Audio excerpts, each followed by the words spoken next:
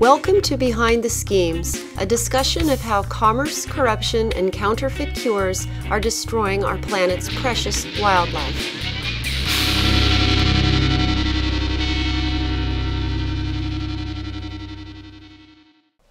This is Rhishja Cota-Larson with Behind the Schemes, and in this episode, we're talking about taking action for African lions. The population of African lions has declined drastically, and now these majestic cats number no more than 25,000 across the entire continent. It seems a proactive approach is needed if this iconic species is going to survive. Dr. Pieter and Chris Macsween of LionAid recently shared with us the results of a landmark African lion conference which was facilitated by LionAid. So last time you were here, we talked about a lion bone trade, and now it was just a few days ago that an article came out called Lion Bones All the Rage. Let's talk about that. What do you think of that? Well, I think, Rhishja, the problem with this article is that it underlines the problems with placing wildlife in private hands, where it can be traded without due attention paid to the conservation consequences of such trading. I think we've already established that the trade in rhino horns and the pseudo-trophy hunting of South African rhinos has led to the upsurge in poaching. Yes. In other words, because the supply has created a huge demand. Now, if South Africa is now allowed to provide lion bones to the traditional medicine market, we will inevitably see lions being poached. Yes. The assumption that a legal provision of rhino horns and now lion bones to the medicine market will reduce the price of the commodity has not been proved to have any kind of economic weight. Right. And at the end of the day, commercial poachers operate because they're able to supply a demand for a minimal cost to themselves. And, that's probably why, we still have car thieves and we have pickpockets. I mean, people are always willing to go for a commodity at minimal cost themselves. And if there is a commercial market for, let's say, a legal market for rhino horn, there will always be people who are trying to sidestep any kind of associated cost with buying those rhino horns, and they'll go out and poach them because that's a lot cheaper for them.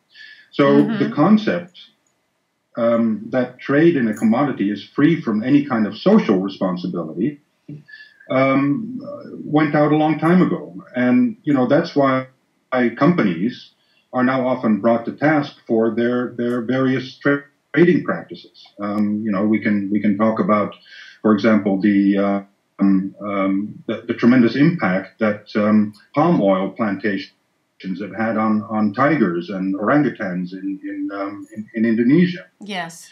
And in this case, the social responsibility of those in South Africa who want to trade in lion bones has to be to ensure that their activities don't have a wider consequence that will affect the conservation of the wild lion populations. And I don't think they're really taking that into consideration when they say there should be a free trade in lion bones. Exactly, and obviously no thought at all to how that might affect the other lion range states. No, and I think that South Africa really needs to be brought to task for allowing the initial trade in the rhino horns, which stimulated the demand, resulting in the tremendous amount of poaching that's going on. And it's, if it was, I think it can be very clearly associated with the rise in poaching. So, if South Africa said, okay, we're going to allow this, then they also have to do something about the consequences. And I really don't want to see this happening with lions because, as I mentioned, in the previous program, there are more, and people will be surprised by this. There are more white rhinos in South Africa than there are lions across the entire African continent. we're dealing with the species in free fall decline, Yes. and so why do you then try and promote a trade in lion bones that will inevitably lead to an increase in poaching in states other than South Africa? South Africa needs to take a continental responsibility, not just to satisfy their private breeders or whatever they're called. Exactly. I couldn't agree more. Mm-hmm. So, regarding the lion bone trade and regulating that and the other lion range states, last month was the landmark Lion Aid Conference on the conservation needs and status of African lions. Can you talk about that?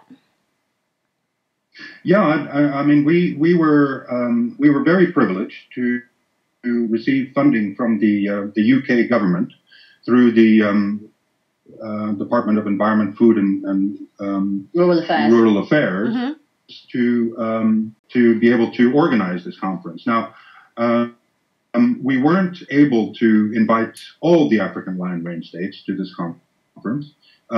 So what we did is we decided to go from west to east and from east to south, and so we had attendance from countries like Senegal all the way in the west, and then going over to Nigeria and Cameroon, and then in terms of the sort of southern African range states, we had Malawi and Mozambique, and then we also had Ethiopia and Kenya attending. Like I said, we wanted to invite all of them, but finances didn't permit us to do that. But anyway, the conference went really, really well, and I think one of the best things that came out of this conference was the tremendous sense among all the delegates from those African countries who attended to see lions not only in terms of their own particular nations, but to see this as a national priority and an international priority. And an international priority meaning that the attending range states will now do their best to convince the other lion range states that didn't attend to come along with the various action plans that were decided on in the conference. So what came out of that conference, again, was that everybody realized that the situation of lions on the continent is, in one word, dire. Mm-hmm. And they all recognize the importance of lions, not only in terms of the sort of tourist economy or anything like that, but also in terms of their cultural importance to the various African lion range states. And lions feature on the Kenya coat of arms. Mm-hmm. They're very important. They're on the various coats of arms of other attending range states. Ethiopia. Lions are extremely important to all these countries. Yes. And they really now, unfortunately, because their backs are sort of against the wall, but they really want to make the best decisions that they possibly can to ensure that the lions are conserved not only within their own countries, but to help each other to make sure that lions are conserved all over the continent. Mm-hmm. That's fantastic. That sounds like an excellent conference. Congratulations on that. And it was particularly important because we have neighbouring countries there, and lions have no respect for country borders. They will just wander across. And if one country has got a sound conservation policy in place and the neighbouring country does not have such a sound conservation policy in place, the lion goes across the border and it all starts to go wrong. So they also recognise that they need to set up contracts between neighbouring countries. And so having these countries there, and they were able to sit and talk to each other informally about how they would set this up, was also a huge benefit to them, as well as Pieter was saying, that they were able to learn from each other, because one country would have found from experience that they could deal with problem A and another country could deal with problem B. And so they would share their experiences and discuss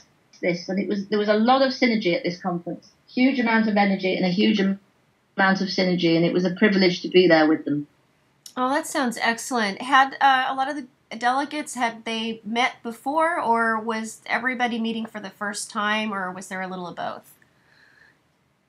Well, Rhishja, this was one of the sort of surprises, because in 2006 the IUCN organized conferences in Western Africa, in Cameroon, and then also in Southern Africa, in Johannesburg, for all these various range states to come together and to sit down and to come up with what they called their national lion action plans.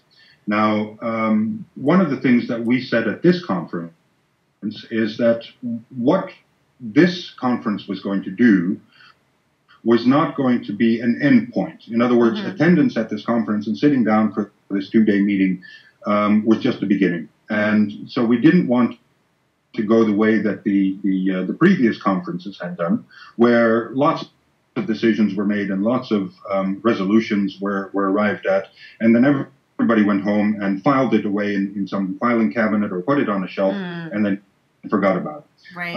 And so, what we said right at the beginning is that this is a starting point. All of you guys sitting down here and meeting with each other, and like you say, often meeting each other for the first time, was incredibly important. And we want to keep that dialogue going between the neighboring countries, and to have the countries that attended, to have them invite participation from their neighbors in case they weren't at the conference. And so therefore to put together a really, really comprehensive and inclusive lion conservation plan for all of Africa. Now, as we know from the last time we talked, there are a lot of countries that we couldn't invite because the lions are already extinct in that country. We would have liked to, for example, have invited Ghana, but they have no lions anymore. We would have liked to have invited the Ivory Coast, but there's no lions there. We would have liked to have invited the Republic of the Congo, but there's no lions there. So the more we wait, the fewer countries will actually be participating in any kind of lion conservation program because they have lost them. And, we're talking about losses that have occurred over the past 5 years.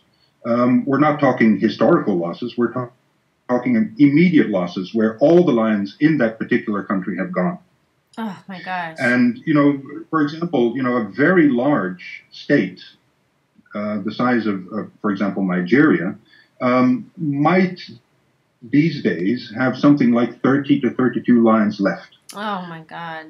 And, when you're talking about those kinds of numbers, 30 lions left in your entire country, from if you take a really hardcore biological view, you would say the situation there is hopeless. There's absolutely no way that anything can be done to save 30 animals. Because 30 animals is like what we have in a zoo, and it's not going to go any further. But we would still like to work with these countries and see whether we can protect the lions better in those countries and see whether those populations can be built up again. And maybe they can be built up again by interventive programs where we introduce some lions into Nigeria from, let's say, next door Cameroon, that still does have some lions, and sort of build up the lions in a progressive way. The same thing happened, for example, in Florida with the pumas, with the situation with the Florida pumas was so bad that extra animals had to be brought in from Texas to resurrect those populations. And so maybe that's a situation that we have to adopt also in Nigeria.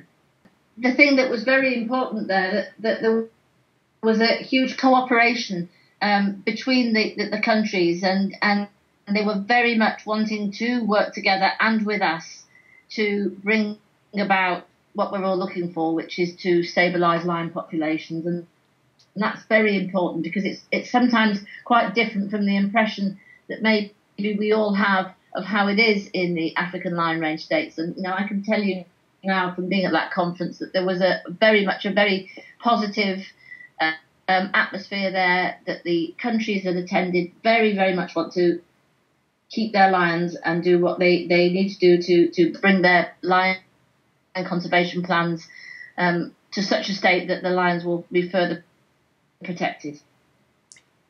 And Rhishja, one of the outcomes of this conference, which we were actually very surprised by, because, you know, we said right at the beginning of the conference that we as LionAid were there to facilitate the conference and the discussion, and to facilitate their conservation plans, and that it was up to the delegates to decide on the ways to do this. In other words, you know, we weren't taking any kind of a leadership role, or we weren't taking any kind of a position of informing them what had to be done. You know, we left it up to them, and they came through in spades. And one of the things that these countries have now charged us with, and this is a huge responsibility, is that the range states have now asked LionAid to be in charge of all the national lion conservation programs in Africa. And in other words, that we have to help these various African lion range states to design their national lion conservation plans. Some countries already have, but others have not. And what we would like to do is with this consortium that we now have of the various lion range states, that everybody helps each other to coordinate the formulation of their conservation plans.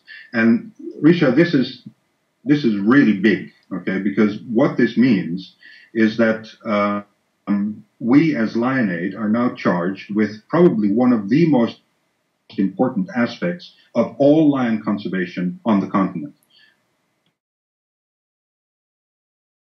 We were absolutely delighted and also a little bit taken aback that we were given that huge responsibility. But you know, we will rise to the occasion, definitely, and we're already working on it. That's fantastic, and congratulations. I just think this is a wonderful thing that you guys have implemented. This is all fantastic news. Well, I think, Rhishja, you know, what we took away from that meeting was, you know, again, to echo what Chris was saying, was that everything was positive. Everything was leading towards a way forward to make sure that lions are going to be conserved in a much better way on the African continent. Because, you know, after all, what has happened is that we have lost something like 90% of the lions over the past 50 years. You know, we're down to 20 to 25,000 lions in Africa from 200,000 maybe in the 1960s. And this has to stop. This has to be stopped, because, you know, we cannot allow lions to go the way of the tiger, where all of a sudden everybody is in a huge panic, and you know, huge amounts of money. I mean, what is it that is being thrown at tigers these days? Something like, you know, $300,000-$400,000 $300 million to conserve tigers over the next years. I mean, that is conservation complacency. You know, it's complacency to the extent that you allow a species to get into such a position that now all of a sudden it's very, very, very expensive to maintain them. And we don't want that to happen with lions. What we want to do is to, now that, you know, we know how few lions are still left, to make very, very positive moves right now to ensure that what is going to happen in the future is all going to be positive, and not to sit back and wait and say, well, there's still 20,000 lions. That's fine. No, we can't take that attitude anymore. But Rhishja, if I can also read you some of these points that were made by the range states, I'll just give you a few of them. Oh, definitely. Yeah. The range states were also going to propose to the IUCN, the International Union for the Conservation of Nature, that has the red list, things like that. Yes. Range states were going to propose to the IUCN to review the listing of the African lion with a view to upgrading the species to endangered status. This still hasn't happened. The IUCN is very far behind in terms of doing this, and especially the IUCN is very far behind in terms of listing the West African lions, of which there might be something like 500, 700 left, and the Western African lions are very genetically distinctive from all the other African lions. And, the IUCN really needs to get on this pronto. I mean, they need to make up their mind and say the Western African lions are critically endangered, and the rest of the lions in Africa are endangered. Right now, they're just being classified as vulnerable, and this comes back to the whole thing with the tigers. There's a complacency there. We can't afford that anymore. The lion range states, and this was something that was quite interesting that came out of the conference. The lion range states also are going to request from UNESCO, the United Nations Education and Scientific Organization, to consider the lion as a World Heritage Species. Now, this is because lions all over the world have a tremendously important cultural significance. You can't go to China or Japan without seeing lion statues. You can't be here in the UK without seeing lion statues. In the United States, there's lion statues in front of the New York Public Library, in Chicago. Wherever you go, yes, you see lion images, lion statues, lion paintings. It's an incredibly important animal culturally. It's culturally important in Africa as well as all over the world. And UNESCO does have the ability to consider lions as a World Heritage Species because the great apes, for example, the gorilla, chimpanzee, the orangutan, are already listed with UNESCO as World Heritage Species. Oh. Now, what it does is that it gives those species an added sort of public recognition. Because all of a sudden we're saying, well, yes, we all realize that lions are really important. But, here it is in black and white. Lions are now a World Heritage Species. And we really want to pursue this with UNESCO. And it will take time, but we're already starting the process, and we hope that we'll be able to travel to Paris quite soon to the UNESCO headquarters and present our case. Oh, that's fantastic. Now, what needs to happen to get the lions recognized as a World Heritage Species? What are the steps that need to happen? UNESCO has a committee, and what you need to do is you need to present your case to the committee. And I don't think this will be difficult because the committee is probably composed of a lot of states that, if they just look at their own flags or if they look at their own national emblems and things like that, they will realize immediately that the importance of lions is very, very significant. And it will need to be voted on, but I think it will sail through because, it's not confrontational. It's not a big deal. And it's a recognition of lions in terms of their huge importance to human culture. Now, we might be accused in that sense of saying, well, lions are only important because humans think they're important, but that's not really true. I think giving them that World Heritage status is going to do a tremendous amount for the conservation of the lions. I think that's excellent. And you said that you talked about that at the conference with the delegates. Yeah, and they all accepted it. They were all behind it, and they want to know immediately how to proceed with that. And like I said, that's together with the review being proposed to the IUCN to put lions on their red list as endangered. I think the UNESCO proposal was accepted immediately, and everybody was very, very much behind this. Now, going on a little bit, I think that the lion range states also said that those range states that practice consumptive utilization of lions, for example, trophy hunting, were going to be called on to ensure adherence to best practices of sustainability and transparency, and shall regularly monitor utilized populations. In other words, what the range states called for, and there were two range states there, Cameroon and Mozambique, who actually are engaged in consumptive utilization of lions.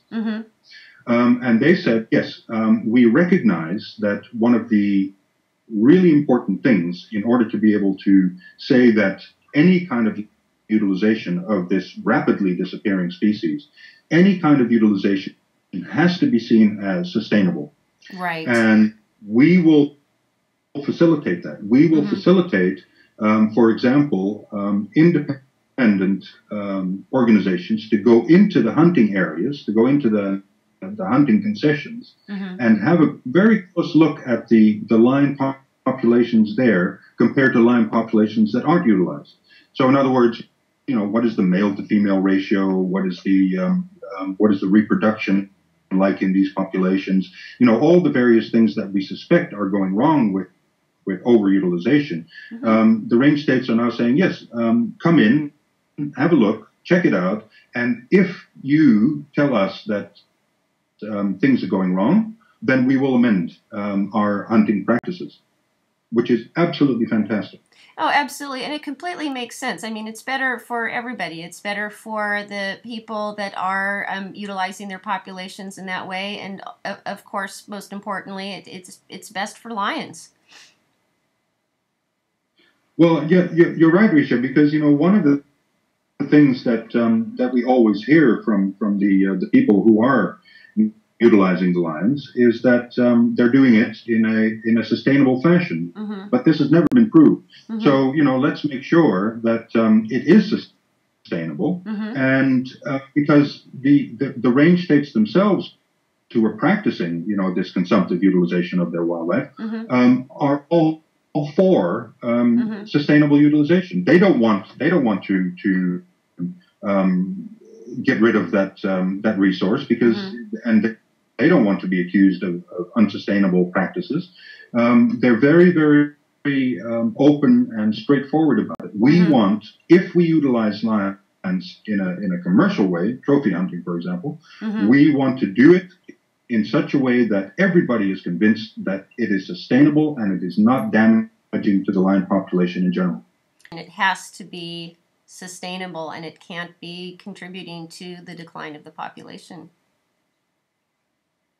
That's right, and that's one of the main sort of demands of CITES, the Convention on International Trade of Endangered Species.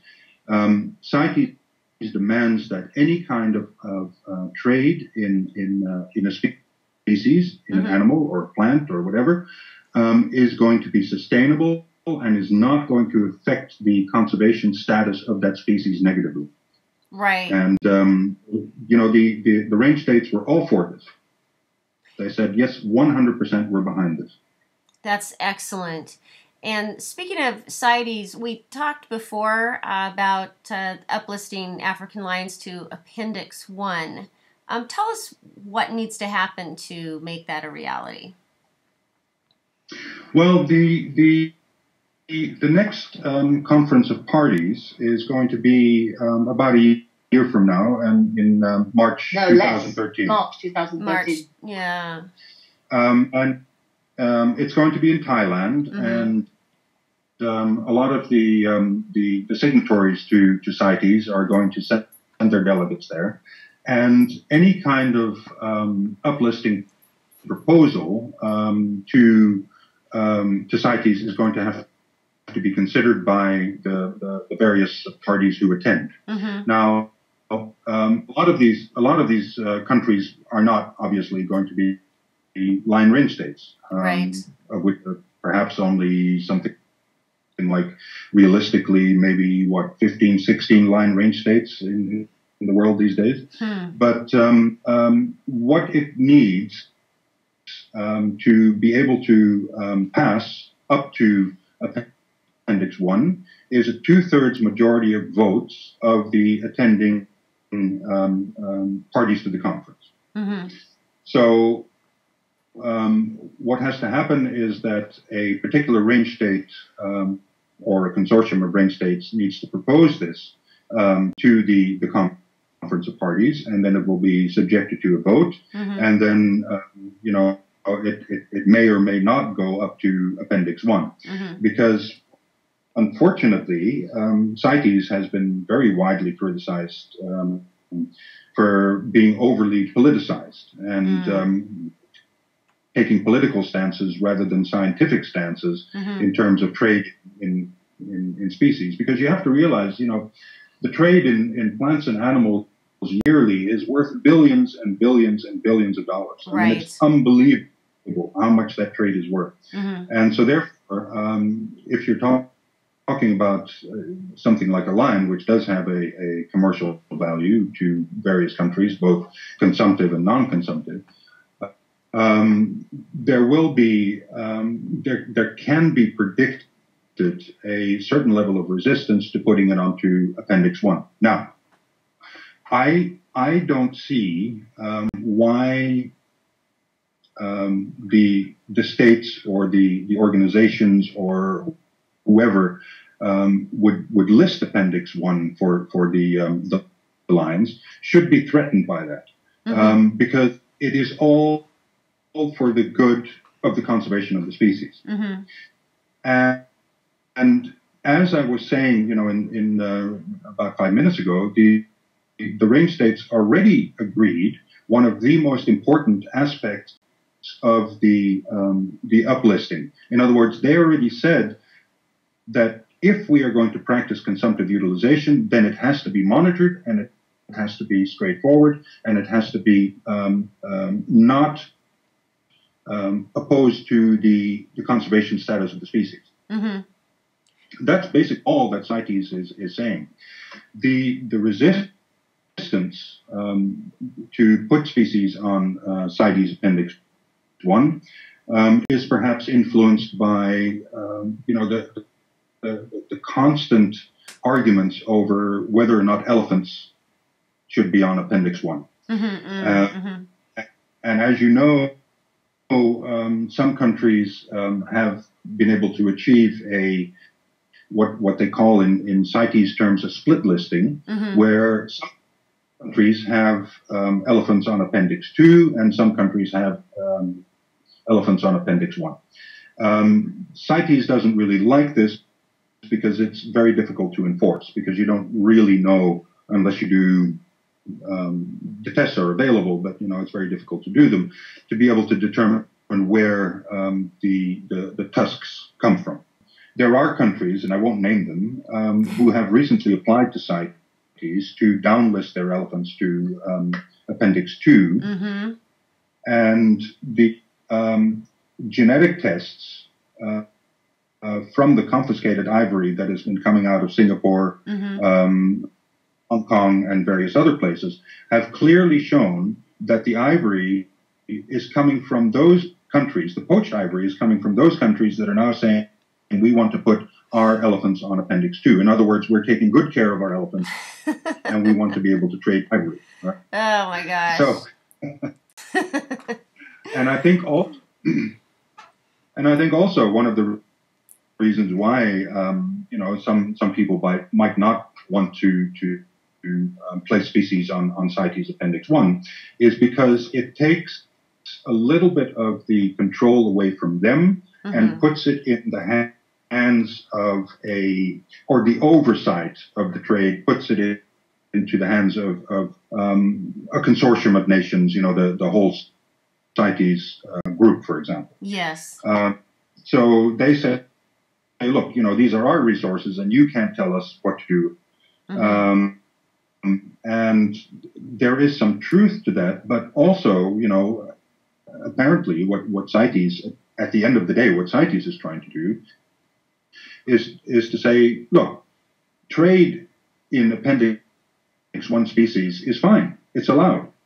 But you will have to make sure that such trade is transparent, that it's not contrary to the conservation needs of the species, that the trade is monitored or the offtake is monitored by professional biologists, et cetera, et cetera. So CITES is trying to make sure that the species that are being traded are also being conserved. And I don't think that's a bad thing. Oh, absolutely. I mean, there's nothing wrong with more closely monitoring trade. No, especially because all these countries are saying our consumptive utilization of these species is sustainable. That word sustainable always appears in every kind of communication that you have with these countries. So if it is sustainable, great. But now, if it's on Appendix 1, you have to do a little more in terms of proving that it's sustainable. Right. Yeah. It's just taking a much closer look at what's going on, and if there is something going on that shouldn't be going on, it will be revealed and it can be more closely examined. Absolutely. But, and again, Rhishja, what has happened with a lot of these countries is that every single country in Africa will say that we value our wildlife as a national heritage, and we want our children to be able to see wildlife in our countries. They're all signed up to that. Absolutely. And so, all right, if you're all convinced that wildlife is really important, then do what you can by whatever means to protect the wildlife that you still have remaining. And, we all know that wildlife is declining very rapidly in a lot of these countries. Unfortunately, in a lot of cases, this has come about because of, for example, in Mozambique and in Angola, years and years and years of civil conflict, and in other countries, for example, in some of the Western African countries, because there is a system of national parks, but they don't earn any income because nobody, as a wildlife tourist, for example, goes to Senegal to see animals because they don't associate that country with a wildlife experience. So the parks are there, but there's no income from tourism to those parks, so they can't be maintained by the nations. Themselves are very poor, and so that sort of formula has to be changed. And I think that one of the things that was for me a real eye opener was that the Ethiopian delegates were showing pictures of some of their wildlife areas, and they were absolutely astounding. I mean, the way that I used to conceive of Ethiopia was, a desert country. It's not at all. It's not at all. It's a country that has, a tremendous diversity of habitats. It has a huge diversity of endemic species that are only found in Ethiopia. It has a magnificent series of ecosystems, and nobody knows about it. It's actually an undiscovered gem. It is. It's, Ethiopia was showing us pictures of wetland habitats that are probably, if not a rival to, certainly better than the Okavango Delta. Oh, that sounds beautiful. It's absolutely astounding, but nobody knows. And so the problem is, that if you if you go to your travel agent or if you sit down, and you're on your computer and you're planning your wildlife safari or vacation or something like that, the last place that you would put in is Ethiopia, because you just do not associate that country with a huge amount of wildlife. And it's all there. It's an amazing place. Oh, that sounds wonderful. There are probably a lot of really nice surprises like that from the conference, right? Yeah, there are. And what has tended to happen is that, everybody who wants to see wildlife always thinks, okay, well, we'll go to Tanzania, or we'll go to Kenya, or we'll go to Botswana, or we'll go to South Africa. But there's so many places where you can go where the wildlife is absolutely astounding, where your tourism dollar will make a huge difference to the maintenance of those ecosystems, and where you're actually doing something unique in terms of being able to go someplace where you can see wildlife without having a lot of people around you, and that's what everybody's looking for. They're looking for a unique experience without lots of people, and it's there. You just need to be a little bit more aware of where all these various places are in Africa that you can go and you can see fantastic wildlife. And it doesn't always have to be, like I said, the usual suspects. Oh, that sounds wonderful. And so is there a next conference on the table then? What's the next steps? Well, Rhishja, what we decided is, by we, I'm using the we in terms of all the delegates there and all that kind of stuff. Mm-hmm. Is that we decided to do two things. We decided to have at least a yearly conference with all the range states attending. Mm-hmm. Fantastic. And in the meantime, we decided to be able to organize what we call mini conferences, where we look at a number of countries that are neighboring each other and that have particularly important needs in terms of lands. And one of the things that we might be able to organize in the near future, hopefully, is to invite the delegates from Malawi and Mozambique that were already at the Lion-Aid conference in Johannesburg, together with representatives from Zimbabwe and Zambia that were not at the conference, and hopefully we can organize this little mini conference in July.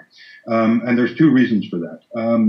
The first one is to bring Zambia and Zimbabwe into the overall consortium of African lion states that are looking at conserving the species. And the second one is to sort of broaden the impact of the conference that we had to include more and more and more range states. Like I said, we couldn't afford to invite everybody, but what we can do is to ask the range states that did attend to contact their neighbors and to say, let's have a little meeting among ourselves, and we'll facilitate that. Oh, fantastic. Wow. Those are really positive steps. So, we're bringing more and more people on board and more countries on board, because I think, what we were saying right at the beginning is that everybody that was at that conference had one aim, and that was to ensure that from now on, what all those countries are going to do is to institute programs to much better address the concerns and the conservation of land. Absolutely. Wow. And all the countries that came, they all presented a 15 or 20-minute PowerPoint presentation of the lion conservation status in their own country.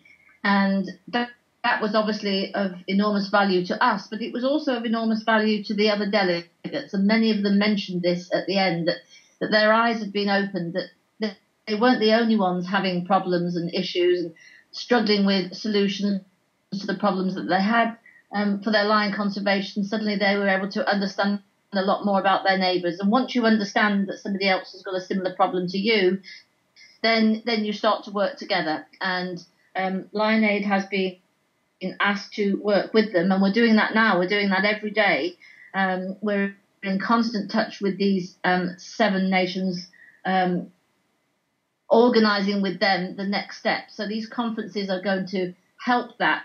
But day by day, we are now working with them to bring forward their national lion conservation plans, and one will help another in terms of the experiences they have and adding to the overall contribution of all these lion range states, because 12 months from now, we need to make sure that these lion range states have got these plans in place. So we have a definite time goal to meet, so that 12 months from now, we're actually now talking about the implementation, not the development of the plans. And if we can achieve that, that will be a very positive step forward for lion conservation. Oh, that's terrific. And congratulations again on the conference. Yeah, Rhishja, and like I said, we saw this conference as, when you throw a pebble into the pond and you get all these ripples. Yeah. That was the conference, right? The pebble has now been thrown into the pond. The ripple effect is happening, and we want this to spread across the entire pond. And the entire pond being, all the African range states that still maintain lions. Now, if anybody wants to read the full action plans that came out of that conference, they are already up on our website as a news item, so that people can read what's going to be done. We very much encourage people to get in touch with us. They can get in touch with us on info@lionaid.org whenever they want. If they want to have any specific questions answered on where we're up to and how it's moving forward, we will keep posting regular updates on the website as to how the development of these plans is going forward. And we very much need people to think about donating now to help this effort, because we have to help all these lion range states bring these plans to fruition. It's not going to be the cheapest thing that's going to be done, but I think if corporations and people want to help in whatever way they can with their own little fundraising efforts or just pure donations, that's what we need now, because the more people we can get behind supporting the work that we're doing, the quicker we're going to get all this done. Oh, fantastic. Rhishja, I think, for us, it was also a real joy to be able to organize and be at this conference. It was. It was for us. It was not only an affirmation that you can achieve a lot of things if you work really hard towards it. Which we've been doing to organize this conference and prepare for this conference and get ourselves known as Lion Aid over the past year or so. But it's also an affirmation that once you have a good group of people together, you can achieve lots. And I think that the various people who are concerned with conservation of other species, they should also perhaps come together and take a new look at the ways that things can go forward.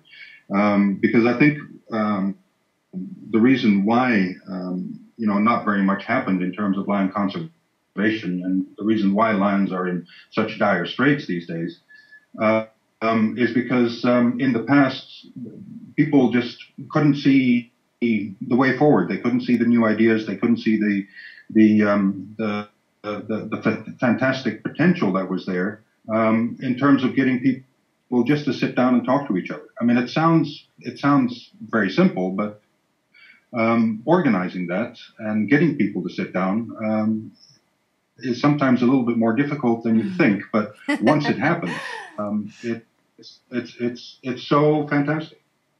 Well, that's wonderful to hear.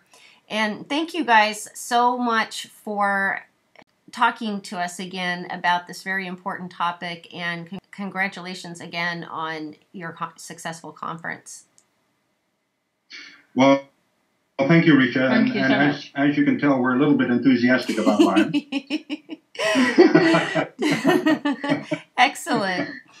We will maintain our enthusiasm in the future. Excellent. Well, I hope you guys will come back again and talk with us. Always a pleasure. We would be delighted. And as I say, anybody who wants to have any specific information, feel free to email us on info@lionaid.org. We'd be more than delighted to tell you all that we're doing and how we're doing it, because it's a wonderful thing, and it's a wonderful thing to have the trust and support of these wonderful people out in Africa who really do want to conserve their lions. Perfect. Sounds like a great plan. You've been listening to Taking Action for African Lions with Dr. Pieter Kat and Chris Macsween from LionAid. This is Rhishja Cota-Larson with Behind the Schemes.